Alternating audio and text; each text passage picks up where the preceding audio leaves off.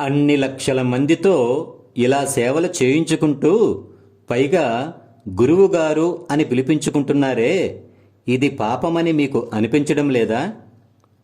పాపమెలా అవుతుందండి? నేను గురువును కాబట్టి అలా పిలుస్తున్నారు. వాళ్ళు అభిమానంతో చేస్తున్నారు కాబట్టి సేవలు నేను చేయించుకుంటున్నాను. ఇందులో పాపమేముంది? పాపమేముందా? అసలు నేను గురువును అనుకునేవాడు ఆ పదానికే అర్హుడు కాదు. వాళ్ళు అభిమానంతో సేవలు చేస్తున్నారు కాబట్టి చేయించుకుంటున్నాను అంటున్నారు.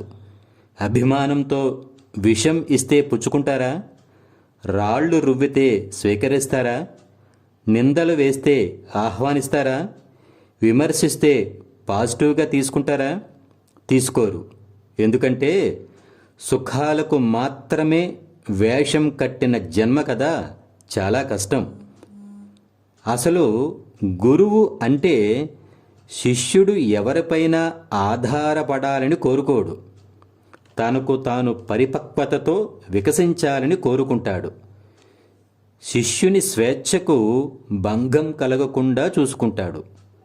చివరకు గురువుతో కూడా శిష్యుడు బంధింపబడకూడదని కోరుకుంటాడు.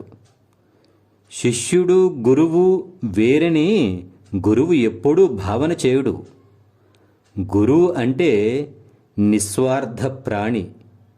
గురువు అంటే ప్రేమమూర్తి. గురువు అంటే జ్ఞాన భాండాగారం.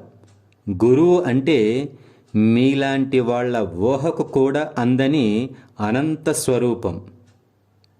మీరు చెప్పినవన్నీ బాగానే ఉన్నాయి, కానీ అలాంటి పదార్థం భూమి మీద ఉందంటారా?